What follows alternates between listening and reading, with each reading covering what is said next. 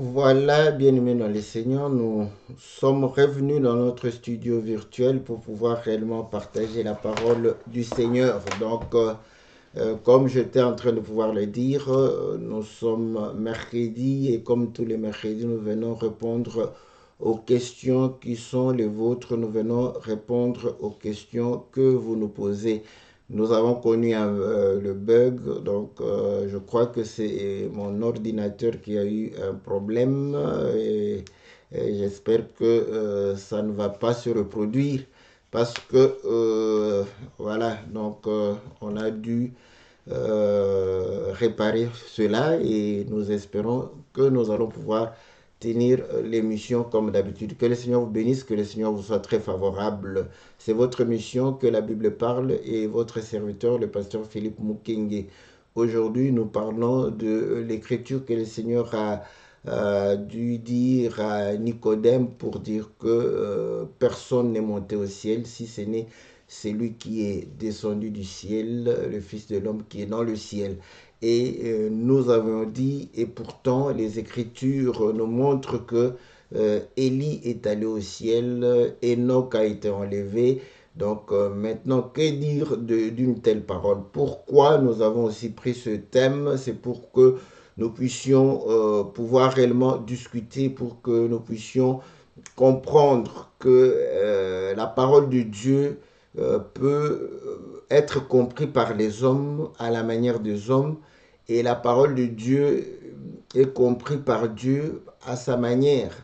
Voilà pourquoi l'Écriture dit dans Ésaïe chapitre 55 que vos pensées ne sont pas mes pensées.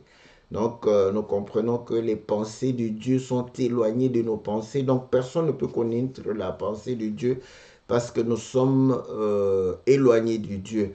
Mais cependant, Dieu se révèle. Donc, quand Dieu se révèle, il révèle sa pensée à nous.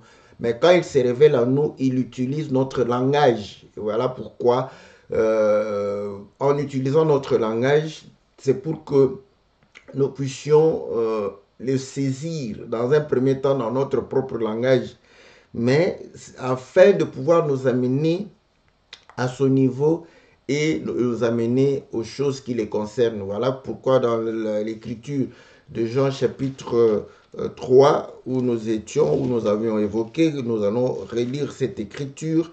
Je vais profiter pour lire aussi l'écriture qui est au-dessus, le chapitre 3 au verset 12. Si vous ne croyez pas quand je vous ai dit, je vous ai parlé des choses terrestres, comment croirez-vous quand je vous parlerai des choses célestes? Vous voyez? Le Seigneur démontre que il utilise les choses terrestres pour pouvoir réellement, en fait, nous parler des choses célestes. Et là, il va pouvoir dire, personne n'est monté au ciel si ce n'est celui qui est descendu du ciel et le Fils de l'homme qui est dans le ciel. Donc, nous comprenons que personne n'est monté au ciel si ce n'est le Fils de l'homme qui est dans le ciel. Voilà. Maintenant, ce que nous voulons comprendre maintenant. Est-ce que le Seigneur a-t-il menti ou il a dit la vérité? S'il a dit la vérité, alors quand l'Écriture est en train de pouvoir dire que Élie est allé au ciel, cela voudrait dire quoi? Y a-t-il la contradiction dans la parole de Dieu? Nous disons non. Pourquoi? Parce que l'Écriture dans Jean chapitre 1 dit qu'au commencement était la parole était avec Dieu, la parole était Dieu. Donc en Dieu, il n'y a point de contradiction. Donc la parole de Dieu ne peut pas se contredire.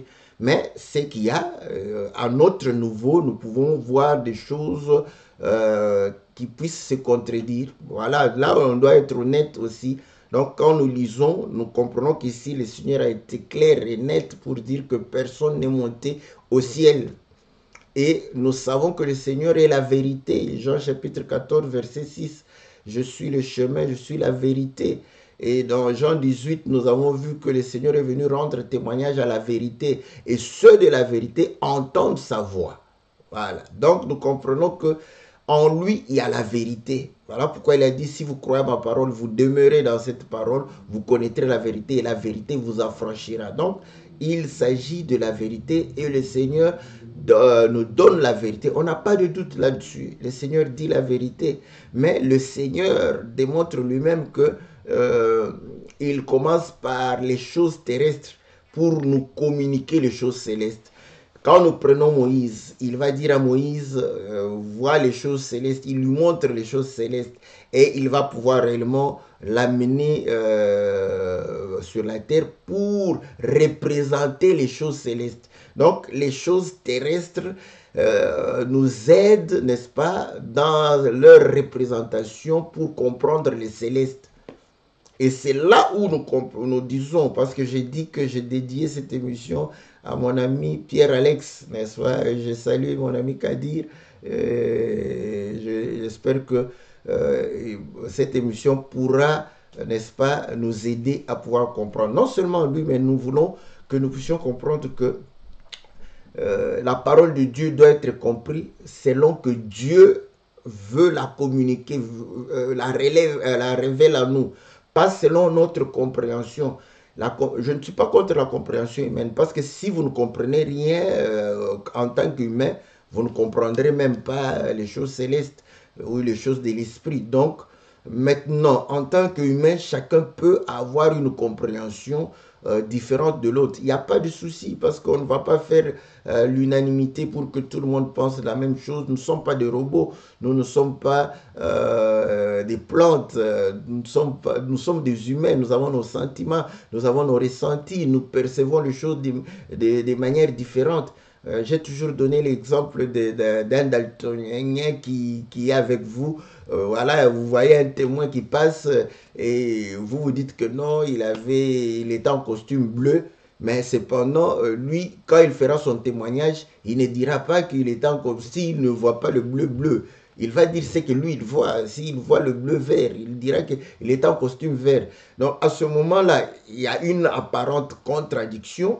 Tant qu'on ne sait pas que son témoignage est vert à cause du problème de ses yeux, qu'il est daltonien et qu'il ne voit pas, qu'il ne distingue pas les couleurs, on va discuter et croire qu'il est en train de mentir. Il ne ment pas, il dit ce qu'il voit. Voilà, les autres voient bleu, lui il voit vert, donc il va dire. Donc vous allez voir que le témoignage semble être contradictoire, mais en réalité ce n'est pas contradictoire. Maintenant, les scientifiques qui ne voient pas ce que nous voyons, qui comprennent que celui-ci est malade ou ne sait pas distinguer le bleu, vont pouvoir réellement rétablir la vérité en disant que les deux groupes de gens disent la même chose, parce que celui-ci, en tant que daltonien, voit le bleu vert. Donc quand il dit vert, en fait c'est bleu.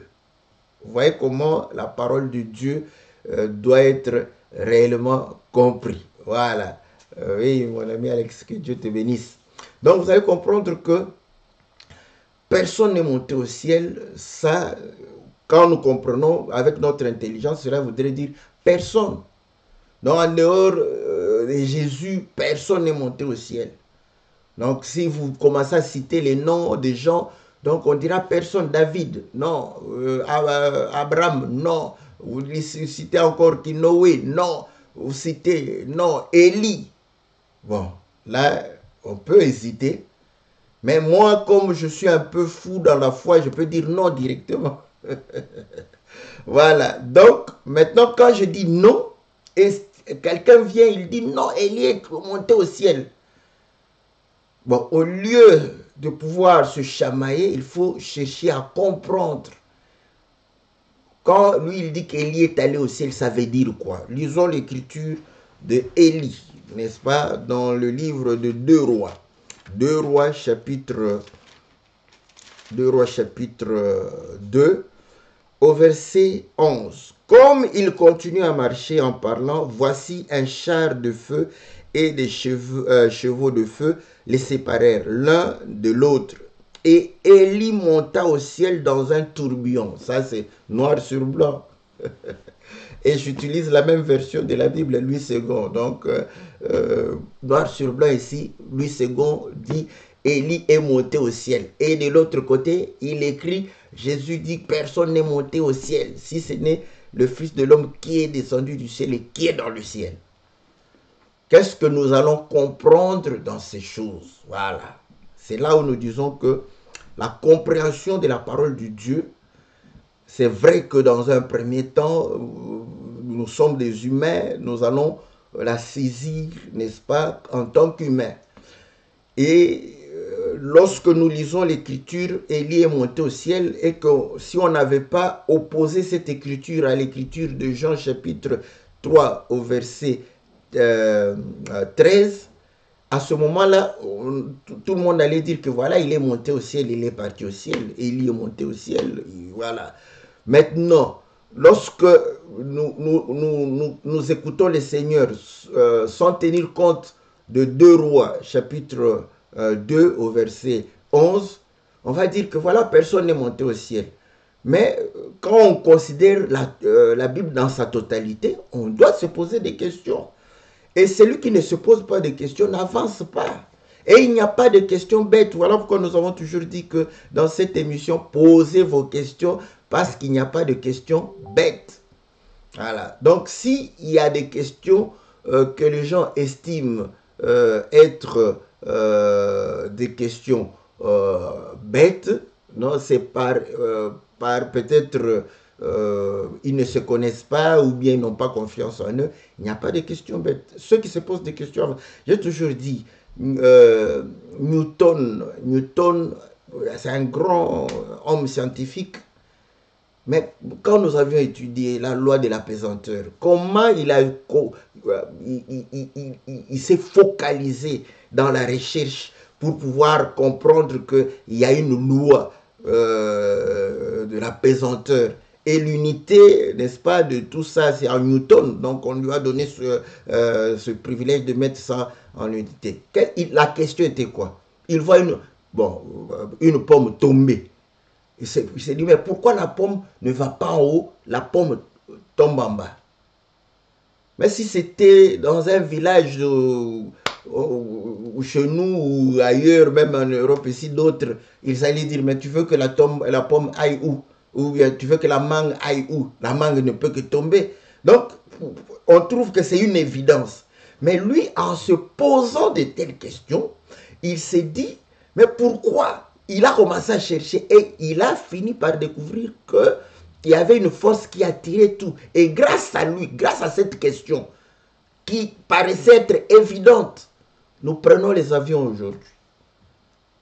Voilà.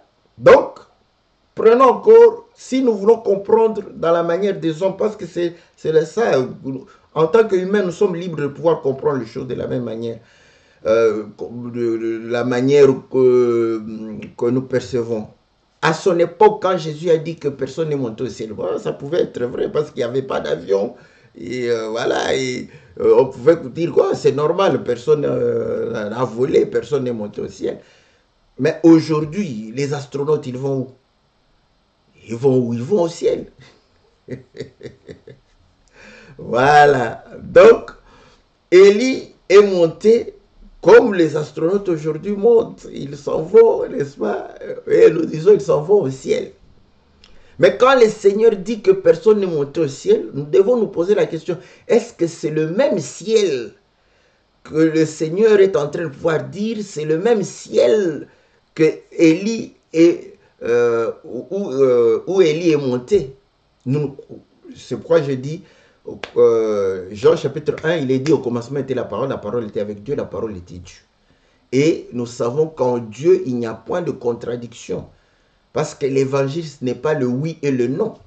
Donc à ce moment, nous devons comprendre maintenant, qu'est-ce que le Seigneur appelle ciel? Est-ce que le Seigneur appelle ciel ce que nous appelons le ciel? Parce que nous, quand on dit le ciel, nous regardons en haut comme ça. Nous regardons le ciel, voilà. On dit que le ciel, c'est ça. Bon, Dieu est au ciel, n'est-ce pas? Le ciel est son trône. Bon, pourquoi les astronautes qui vont là-bas ne le voient point? Donc, vous allez comprendre que c'est vrai. Si dans une interrogation ou un examen de physique, on me pose la question, je veux dire que non, le ciel, c'est voilà ce que nous voyons au-dessus de nous, là. C'est ça le ciel. Et à l'atmosphère, stratosphère. Donc là, on monte les couches. Donc, je vais dire que c'est ça. Mais quand le Seigneur dit que personne n'est monté au ciel, c'est le même mot.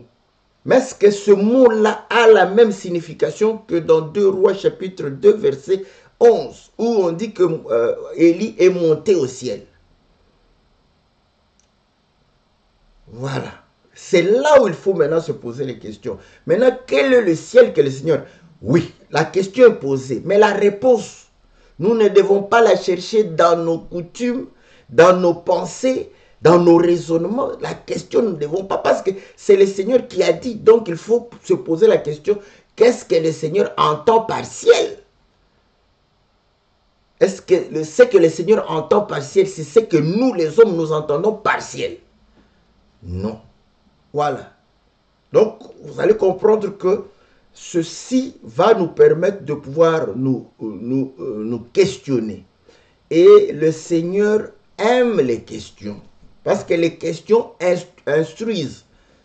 Même à Job, il a dit, je vais poser des questions et tu m'instruiras. Donc, on avance avec des questions. Celui qui ne se pose pas de questions n'avancera jamais. Il va accepter ses conditions, il va jamais progresser. Le progrès aujourd'hui, c'est parce qu'il y a questionnement, on se pose des questions, on se dit, bon, je suis ici, je dois me déplacer pour aller éteindre la télévision. Est-ce que ce n'est pas possible que je puisse rester là où je suis et éteindre la télévision? Les gens se sont posés ces questions et ils ont trouvé des réponses. Ils ont compris que non, il y a je ne sais pas si ce sont des ondes ou voilà, des ondes ou des lasers qui peuvent, n'est-ce pas, des rayons qui puissent réellement faire cela. Et par là, ils ont commencé à pouvoir faciliter. Aujourd'hui, on ouvre les portes avant même d'y arriver. Donc, on peut télécommander cela. Donc, c'est important de se poser des questions. C'est important. Maintenant, quand on se pose des questions, les réponses, c'est Dieu qui les a. Donc, or, Dieu, ça, ce sont les principes. Qui est Dieu? Tu peux définir Dieu de plusieurs manières. Mais une des définitions de Dieu est que Dieu est la parole, et sa propre parole. Et cette parole nous a été communiquée dans ce livre. Maintenant, c'est là où j'aime toujours à pouvoir réveiller, n'est-ce pas, la conscience des gens pour dire que voilà, la Bible, elle contient la parole de Dieu. La parole de Dieu est dans la Bible, mais la Bible n'est pas la parole de Dieu. Ça semble être contradictoire. Il y a des écritures, aujourd'hui, tu n'appliques pas. Par exemple, il est dit que tu ne mangeras pas le porc. Beaucoup de chrétiens mangent le porc. Et quelque part, si cela était la parole de Dieu, il y a une autre écriture qui dit que la parole de Dieu ne passera point. Donc voilà, c'est comme ça que nous commençons à lire la parole. Nous lisons une écriture, on ne lit pas les écritures isolées. L'écriture doit être dans son ensemble. Oh, tu ne mangeras pas le porc et la parole de Dieu ne passera point. La loi ne sera point anéantie. L'écriture ne peut être anéantie. Nous ne pouvons pas anéantir cette écriture. Mais qu'est-ce que Dieu voulait dire par rapport à... C'est ça la question. Qu'est-ce que Dieu entendait par rapport à cela? Parce que si c'est la parole de Dieu, on ne doit pas manger le porc. Donc, vous allez comprendre que c'est comme ça que... Maintenant, comme nous avions dit que les astronautes sont allés au ciel et ils n'ont pas vu Dieu. Les MiG des Américains, les Rafales des Français montent au ciel sans voir Dieu. Nous prenons l'avion, quand au moment où nous prenons l'avion, personne ne voit Dieu et pourtant on est au ciel. On allait voir Dieu là-bas, car Dieu habite au ciel. Donc vous allez comprendre que lorsqu'on dit que Dieu habite le ciel, ce n'est pas ce ciel ici, parce que vous allez... Ils ont envoyé les satellites à la planète Mars. Ils n'ont pas vu Dieu. Pendant le parcours, le satellite n'a pas vu Dieu. Mais où est le ciel où Dieu habite? Parce qu'on dit que le ciel est son trône. C'est là où nous disons, quand le Seigneur dit personne n'est monté, donc c'est que personne n'était monté. Mais qu'est-ce qu'il entendait par là? Lui-même dit dans Jean chapitre 5, verset 39, que vous sondez les Écritures, croyant trouver en elles la vie éternelle, ce sont elles qui rendent témoignage de moi. J'aime cette Écriture-là. Donc, quand nous lisons les Écritures, nous devons, n'est-ce pas, comprendre que les Écritures, ce sont des témoins. Donc, quand on veut établir une vérité, on a besoin de témoins. Et les témoins, le Seigneur n'a pas dit, prenez vos coutumes, prenez vos us, prenez vos vieillards, prenez vos dirigeants, prenez vos parents. Non, il a dit les Écritures, ce sont mes témoins. Quand vous voulez établir ma parole, vous voulez comprendre ma parole, cherchez les Écritures comme témoignage, pas nous. Donc nous allons chercher maintenant les Écritures qui rendent témoignage du ciel et les Écritures qui rendent témoignage du ciel où personne n'y était entré. Parce que pour monter, il faut venir de la terre. Donc, personne venant de la terre n'y est entré. C'est comme ça qu'on comprend la parole de Dieu. C'est comme ça qu'on définit les choses. Donc, vous voyez, j'ai pris cet exemple pour montrer que ici, c'est écrit que personne n'est monté. Là-bas, c'est écrit que Élie est monté au ciel. Y a-t-il contradiction? Si nous raisonnons comme les hommes, nous allons dire oui. Comme des hommes, oui. Mais parce que nous savons que c'est la parole de Dieu. La parole de Dieu ne peut pas se contredire. À ce moment-là, voilà, je prends mon raisonnement humain, je mets à côté. Je me pose maintenant la question, mais alors, le ciel d'Élie, c'est que n'a pas la même définition que le ciel que le Seigneur est en train de pouvoir dire. Mais quelle est la définition que le Seigneur est en train de pouvoir dire, la définition du ciel ici? Voilà. Lisons les Écritures, parce que ce sont les Écritures qui doivent réellement témoigner. Prenons le livre d'Hébreux. Hébreux, chapitre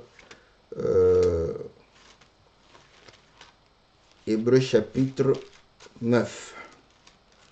Hébreux, chapitre 9, il est dit ceci. Au verset 1, la première alliance avait des ordonnances relatives au culte et le sanctuaire terrestre. Ouais. Donc, il démontre que la première alliance, donc, c'était lié aux choses terrestres. Donc, cela voudrait dire que la seconde alliance sera liée aux choses célestes. Et là, il a parlé du tabernacle, le lieu très saint, le lieu saint, il a parlé, voilà, au verset 6. Or, ces choses étaient ainsi disposées. Les sacrificateurs qui font le service entrent en tout temps dans la première partie du tabernacle, et dans la seconde, le souverain sacrificateur seul entre une fois par an, non sans y avoir porté du sang, qu'il offre pour lui-même et pour le péché du peuple. Le Saint-Esprit montrait par là que le chemin du lieu très saint n'était pas encore ouvert tant que le premier tabernacle subsistait. Ouais? Donc, il parle, le premier tabernacle, il s'agit des choses terrestres. Pourquoi ces choses terrestres? Il était en train de pouvoir démontrer que même l'Écriture dit à Moïse, fais d'après le modèle que tu as vu. Donc, les choses terrestres là reflétaient les choses célestes que Moïse avait vues sur la montagne. Et là, il démontre que le voile qui séparait le lieu très saint avec le lieu saint, les sacrificateurs pouvaient entrer en tout moment dans le lieu saint, mais dans le lieu très saint, il y avait le voile, il entrait une seule fois et il fallait qu'il amène le sang. Il dit que le Saint-Esprit montrait que le chemin était fermé, le chemin du lieu très saint. Or, dans le lieu très saint, il y avait l'arche de l'Éternel. Vous voyez? L'arche de l'Éternel, 1 Samuel chapitre 4 nous démontre que c'est la gloire de Dieu. C'est Dieu lui-même, c'est la représentation de Dieu lui-même. Voilà pourquoi quand l'arche est venue dans le camp d'Israël, ils ont crié et les Philistins ont dit que l'Éternel est venu dans leur camp. Et quand ils ont pris l'arche, parce qu'ils se sont encouragés pour continuer la guerre, la bataille, ils ont fini par battre parce que les enfants d'Israël n'étaient pas en conformité avec le Seigneur. Ils ont amené l'arche en Palestine ou chez les Philistins là-bas. Et là, il va pouvoir réellement amener, n'est-ce pas, l'arche dans la maison de Dacon. Et là, vous allez voir que Dacon va tomber. Le dieu des Philistins va tomber le premier jour. Le deuxième et le troisième jour, sa tête était déjà décapitée. Donc, nous comprenons que l'arche représentait, n'est-ce pas, Dieu. Parce que au-dessus, c'est là où Dieu parlait à Moïse. Il descendait pour parler à Moïse. Le lieu très saint. Écoutez maintenant. Prenons toujours le livre de Hébreux chapitre 10. Voilà. Au verset 19. Ainsi donc, frères, puisque nous avons au moyen du sang de Jésus une entrée libre dans le sanctuaire. Vous voyez? Ici, on nous montre que non, là-bas c'était fermé. Maintenant, avec le sang du Seigneur, nous avons une entrée libre dans le sanctuaire. Tout ça pour définir le ciel. Hein. Ne vous en faites pas parce que quelqu'un va me dire, mais on va où? On va où? On va dans la définition du ciel. Où est le ciel dont le Seigneur est en train de pouvoir parler? Parce que quand le Seigneur voit le ciel là, il trouve que personne n'y était entré. Mais toi, tu vois un autre ciel où tu vois que Élie est parti. Et le ciel où tu vois que les astronautes américains et russes vont tous les jours. Mais nous parlons du ciel dont le Seigneur avait vu que personne n'était entré. Et ici, nous voyons que l'accès a été donné par le sang du Seigneur. Et écoutez au verset 20, voilà, par la route nouvelle et vivante qu'il a inaugurée pour nous au travers du voile, c'est-à-dire de sa chair. Ouais. Donc, on démontre que au moment où il est mort, le voile s'est déchiré et nous avons entré, n'est-ce pas, le libre entrée, accès, n'est-ce pas, dans le sanctuaire. Donc, nous voyons que le tabernacle a parlé de ces choses. Rentrons encore dans Romains chapitre 9. Romains chapitre 9, je commence au verset 21. Il fit pareillement l'aspersion avec le sang sur le tabernacle et sur tous les ustensiles du culte. Et presque tout d'après la loi est purifié avec du sang. Sans effusion du sang, il n'y a pas de pardon. Il était donc nécessaire, puisque les images des choses qui sont dans les cieux devraient être purifiées de cette manière, vous voyez, l'image des choses qui sont dans le cieux, le tabernacle qui est l'image des choses qui sont dans le cieux, devrait être purifié de cette manière. Maintenant, écoutez ce que l'Écriture dit. L'Écriture dit ceci, que les choses célestes elles-mêmes le fussent par des sacrifices plus excellents que ceux-là. Car Christ n'est pas entré, n'est-ce pas? Christ n'est pas entré dans un sanctuaire fait de main d'homme, en imitation du véritable. Mais il est entré dans le ciel. Voilà. Ça, j'aime. Vous voyez? Ça, j'aime. Christ est entré dans le ciel même. Et ce ciel, c'était lui le premier à pouvoir y entrer. Parce qu'il y avait droit. Il venait de là. C'était fermé. Le voile fermait cela. Écoutez maintenant, quand vous lisez sur le... On dit dans Exode chapitre, je crois, 29, si je ne me trompe pas le chapitre, que sur le voile étaient dessinés des chérubins. Et pour y entrer, il faut le sang. Donc nous comprenons que le chemin était barré par les chérubins. Et c'était le ciel même. Il est entré dans le ciel. Et là, personne n'y était entré. Voilà. C'est comme ça que pour y entrer, il fallait verser son sang. Et le Seigneur le dit, personne ne montait au ciel. Donc Enoch est monté au ciel, mais pas le ciel dont le Seigneur parlait. Parce qu'il a le ciel physique n'est pas le ciel que le Seigneur parle. Le ciel physique, nous le voyons comme ça, à une certaine distance, jusqu'à l'horizon. Nous voyons jusqu'à l'horizon. Mais le ciel dont parle le Seigneur ici, vous allez voir que c'est lui-même le ciel, parce que sachez, c'était le voile qui séparait, n'est-ce pas, le lieu saint avec le lieu très saint. Voilà pourquoi il dit, le Père est en moi, le Père habite en lui. Donc il était le lieu dans lequel le Père était. Donc nous comprenons que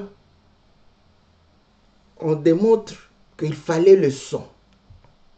Et c'est là pour maintenant descendre, pour avoir... Parce qu'il dit, si vous ne comprenez pas les choses terrestres, comment comprendrez-vous les choses célestes? Donc il y a des choses terrestres qui nous donnent ces images-là. C'est comme ça qu'on comprend la parole de Dieu, la Bible. C'est comme ça qu'on lit la Bible.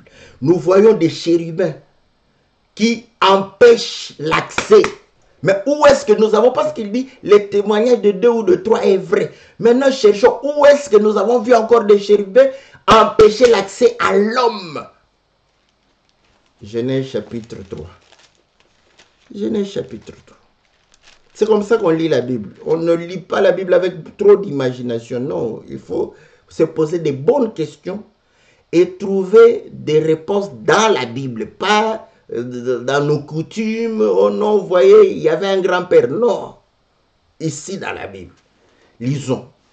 Voyons là où nous avons vu encore l'homme être empêché de pouvoir entrer quelque part par des chérubins, par des anges. Nous sommes dans Genèse chapitre 3, au verset 23. Et l'Éternel Dieu le chassa du jardin d'Éden pour qu'il cultivât la terre d'où il avait été pris. C'est alors qu'il chassa Adam, c'est ainsi qu'il chassa Adam, et il mit à l'orient du jardin d'Éden les chérubins qui agitent une épée flamboyante pour garder le chemin de l'arbre de vie. J'aime comme ça parce que je n'ai pas beaucoup voilà, chercher à interpréter. Nous pouvons lire comme ça. L'interprétation peut se lire comme ça. Ah, j'aime ça. Le chemin de l'arbre de vie. Or, il a dit quoi? Lisons au verset... voilà. Au verset 22. L'Éternel dit, voici l'homme est devenu comme l'un de nous, pour la connaissance du bien et du mal. Empêchons-le maintenant d'avancer sa main, de prendre de l'arbre de vie, d'en manger et de vivre éternellement. Voilà. Les chérubins empêchaient à ce que nous puissions avoir la vie éternelle. Or, la vie éternelle est auprès de Dieu. Voilà pourquoi vous allez comprendre que le chemin de ce ciel était fermé. On a chassé Adam. Et maintenant, quand le Seigneur regarde dans le jardin, personne n'y est. Alléluia, j'aime ça. Personne n'y est monté. Vous voyez? Donc, personne n'y est monté là-bas. Parce qu'il n'y a personne. Personne ne pouvait revenir pour aller dans le jardin. Ah, quelqu'un va me dire, est-ce que le jardin, c'était le ciel? Je dis que, vous voyez, c'est une préfiguration. C'est-à-dire, voilà, c'est quelque chose qui nous a... qu'on peut comprendre. Ah, il s'agissait des choses célestes. Lisons une écriture encore pour que tu comprennes que ce jardin d'Éden-là était une représentation, n'est-ce pas, des choses d'en haut. Ézéchiel. Ézéchiel chapitre 28. Ézéchiel chapitre 28. Faut chercher de bons témoins. Ouais, si tu as de mauvais témoins, la vérité ne sera pas établie, tu seras condamné. C'est pas question seulement d'avoir des témoins, mais il faut avoir des bons témoins. qui vont rendre témoignage comme tu es en train de pouvoir dire les choses. Jésus a dit, personne n'est monté au ciel. Nous cherchons tous les témoins qui vont rendre ce témoignage-là, que personne n'y était. Ézéchiel 28. Ézéchiel 28, au verset 11. La parole de l'Éternel me fut adressée en ce mot. Fils de l'homme, prononce une complainte sur le roi de Tyr. Tu lui diras, ainsi parle le Seigneur l'Éternel, tu mettais le soi à la perfection, tu étais plein de sagesse et parfait en beauté. Tu étais en Éden, le jardin de Dieu. Tu étais couvert de toute espèce de pierres précieuses, de sardoines, de topazes, de diamants, de chrysolites, d'onyx, de jaspe, de saphir, d'escarboucles, d'émeraudes et d'or. Tes tambourins et tes flûtes étaient à ton service, préparés pour le jour où tu fus créé. Tu étais un chérubin. Voilà. Parce qu'ici, quand vous êtes trop intellectuel, vous allez... Mais le roi de Tyr, le roi de Tyr n'était pas un chérubin. Ouais. C'est comme ça que le Seigneur parle toujours. Quand il parle, il prend, n'est-ce pas, les hommes comme des images. Vous savez, en Afrique, j'aime ça, parce que c'est en Afrique, on dit que la tradition orale, qu'est-ce qu'on fait là-bas? Ils utilisent des paraboles pour conseiller, enseigner, instruire, vous voyez, pour apporter, n'est-ce pas, de la sagesse. Ils utilisent les paraboles. Quand vous suivez ces paraboles-là, si vous les suivez à la lettre, vous allez vous perdre. Donc, même nos ancêtres comprenaient que non, c'est dans des images qu'il fallait communiquer, n'est-ce pas, une pensée, une sagesse. Voilà pourquoi on parle de proverbes. Le proverbe, ce n'est pas seulement dans la Bible, dans toutes les sociétés. Bon, je ne sais pas si en Europe, ils avaient aussi des proverbes. Bon, je ne sais pas où ils les ont jetés. Mais en Afrique, c'est plein de proverbes.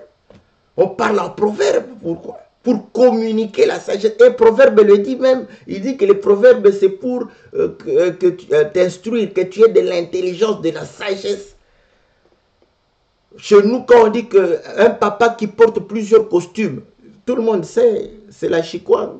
Parce que on l'habille avec plusieurs costumes.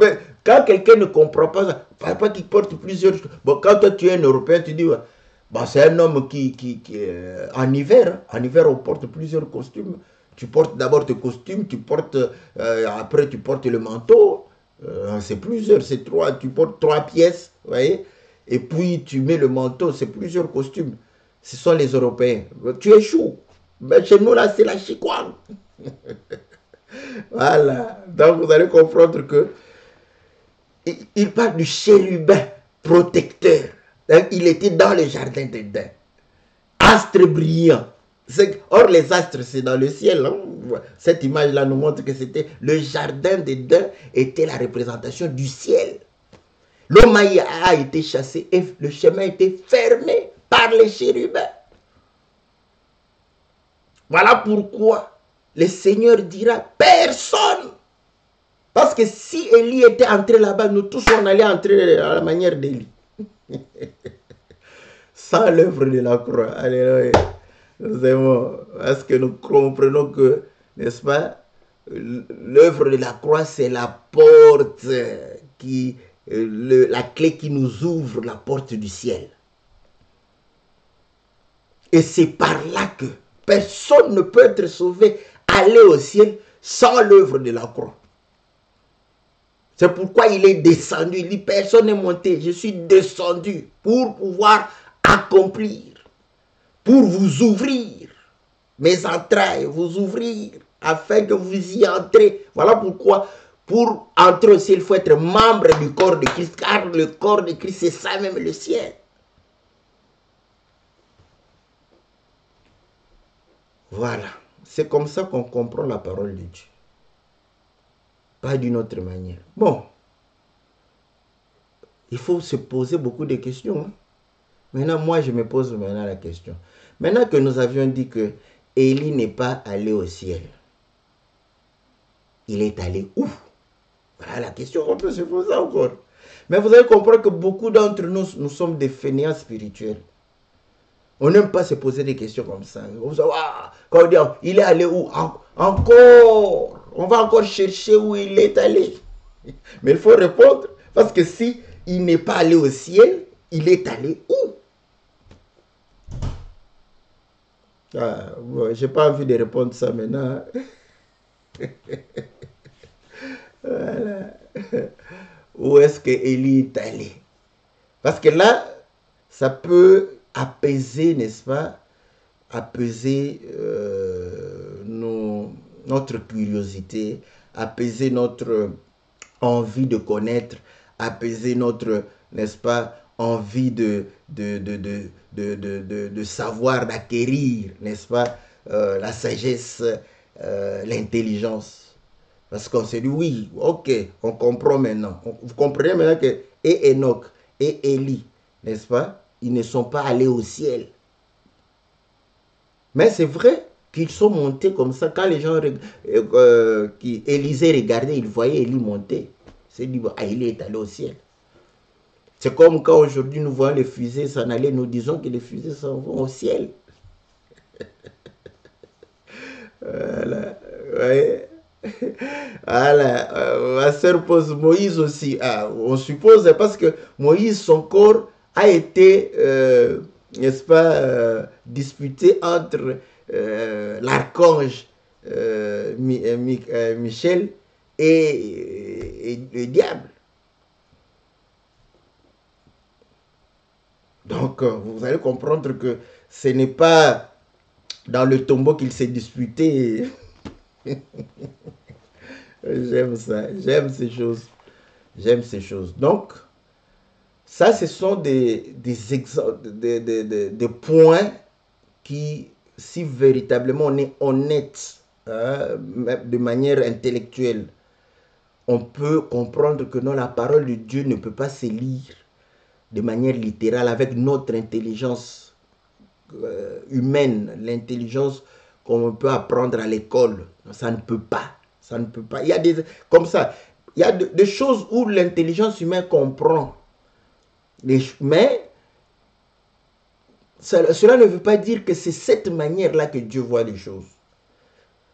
Nous voulons réduire Dieu à notre niveau très souvent. Voilà comment l'homme est. Quand il ne comprend pas, il croit que Dieu ne comprend pas.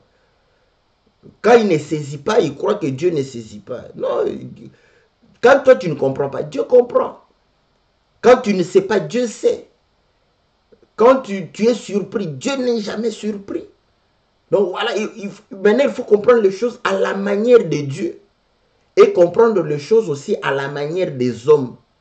Et quand tu as toutes les deux manières de compréhension, ça va t'aider à mieux vivre sur cette terre.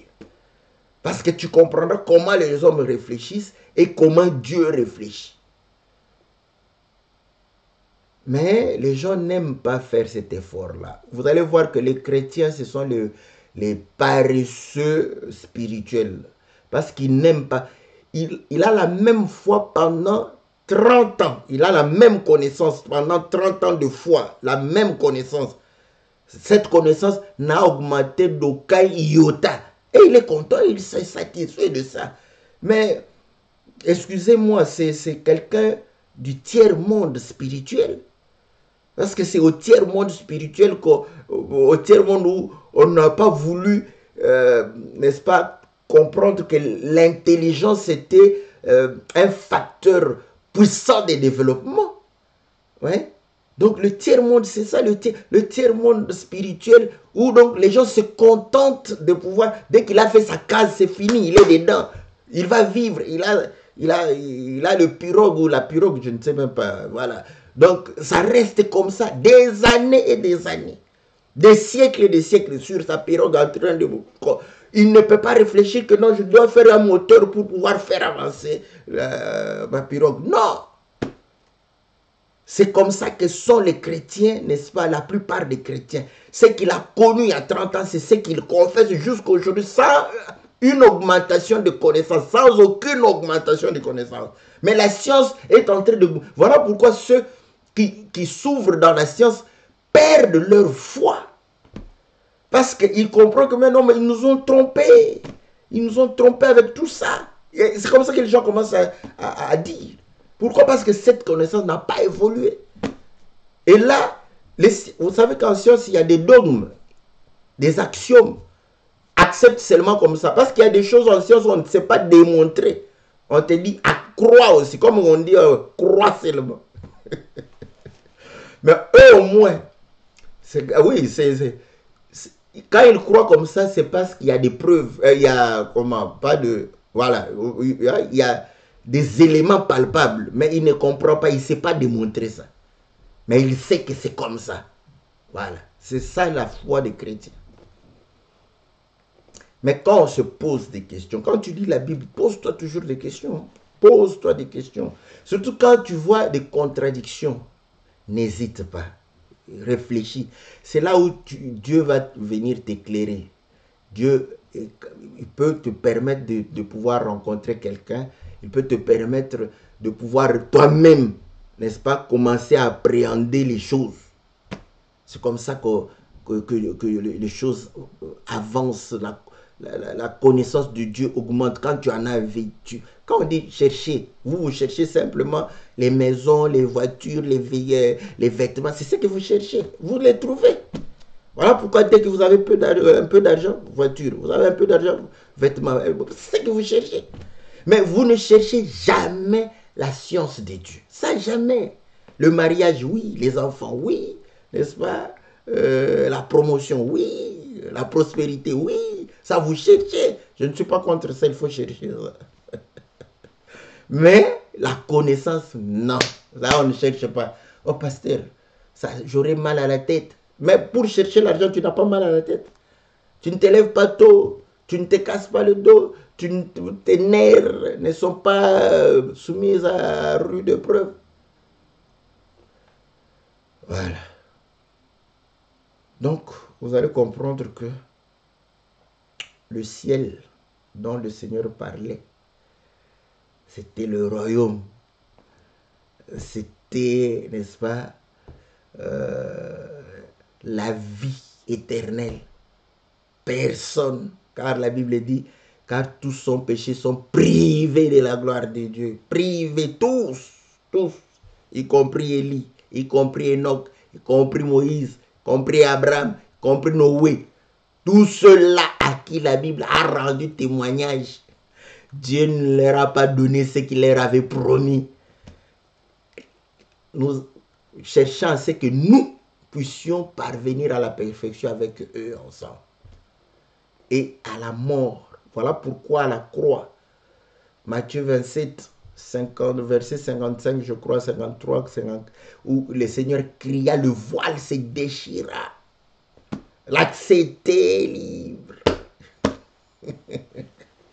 L'accès était libre. Il déchira le voile pour démontrer que le ciel est ouvert maintenant. Regardez le temple, là où Dieu habite. Le ciel est ouvert. Le ciel est ouvert. Celui quiconque croit maintenant a accès au ciel. Pas avant. C'est maintenant que nous avons accès au ciel. Voilà. Donc, nous mettons... Maintenant, où est allé Élie, hein? Si vous voulez qu'on réponde ça prochainement, nous allons prendre le temps pour répondre à ça. Que le Seigneur vous soit très favorable. Donc, je salue encore une fois mon ami Alex, n'est-ce pas, à qui je dédie cette émission pour qu'il comprenne que c'est vrai. Chacun peut avoir sa compréhension, mais si nous voulons comprendre comme Dieu, il faut rester dans les Écritures. Et il faut beaucoup lire la Bible afin que tu aies cette possibilité que le Saint-Esprit puisse te conduire vers des bons témoins. Oui, vers de bons témoins. Et là, tu vas comprendre la Bible.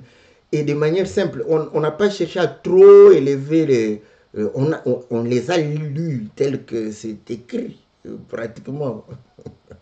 On a compris que le Seigneur parlait des choses célestes. Donc le ciel céleste, il y a le ciel terrestre, il y a le ciel céleste. C'est quoi? C'est bizarre. Hein? Ça c'est quel langage? Ça c'est notre... C'est pas le français. J'aime ça, c'est notre langage. Parce que c'est pourquoi la Bible dit que l'ancien ciel va passer et l'ancienne terre. Il y aura un nouveau ciel et une nouvelle terre. Pourquoi le Seigneur va renouveler? Parce que le ciel ici n'est pas le véritable ciel. Si on commence à comprendre comme ça, vous allez comprendre que les choses que vous voyez cachent ou, n'est-ce pas, peuvent révéler les choses invisibles que nous ne voyons pas avec l'œil. Et c'est ce que nous ne voyons pas, c'est ce que Dieu, parce que Dieu est esprit. Voilà, c'est ça la compréhension même de Dieu. Que le Seigneur vous soit très favorable. Nous sommes ici, on ne fait pas l'apologie ni d'une église, ni des hommes, de la parole de Dieu. Voilà, de cette parole. Donc, vous allez comprendre que c'est cette manière de pouvoir. Parce qu'il y a des gens comme ça qui, oh, chez vous, chez nous, où? Nous, on n'a pas, chez nous, je suis congolais, je suis du Kasaï, je suis, n'est-ce pas, voilà, peut-être, voilà, je suis en Belgique, voilà. Donc, chez moi, où? Tu vas me poser là, chez moi, où? Là où je réside en Belgique, où la racine, n'est-ce pas, donc, la parole de Dieu, vous allez comprendre qu'il faut d'abord vous débarrasser de vos appartenances. C'est que la parole dit. Si vous n'avez pas assez d'arguments dans la parole, soyez humbles. Ceux qui en ont puissent vous parler. Voilà, c'est comme ça que les choses sont. Moi, là où je ne connais pas, je m'étais, j'apprends. Même si je sens que non, c'est pas correct, mais j'écoute. Je me dis, parce que ça, le Saint-Esprit peut te dire, bon, malgré que tu ne sais pas, mais ça semble. Mais il faut avoir l'honnêteté de dire à quelqu'un, moi, sur ce point-là, je n'ai pas la connaissance, je t'écoute seulement. Après, tu dis, je ne suis pas encore convaincu, mais je t'ai écouté. Ça, c'est bon. Que le Seigneur soit favorable. Que le Seigneur vous bénisse. On se retrouve mercredi. Si vous avez envie qu'on réponde où est Eli, vous nous dites. Hein. Sinon, je pourrais répondre à une question qui me sera posée au courant de la semaine. Posez vos questions. Vous pouvez les envoyer sur Messenger. Vous pouvez les envoyer sur WhatsApp. Donc, tous les moyens. Si vous avez le mail, vous pouvez répondre, poser les questions là. Posez-les afin que vous participiez à cette émission, que vous nous aidiez à pouvoir réellement répondre à vos préoccupations. Que le Seigneur vous soit favorable, que le Seigneur vous bénisse dans le nom puissant et glorieux de notre Seigneur Jésus. Amen.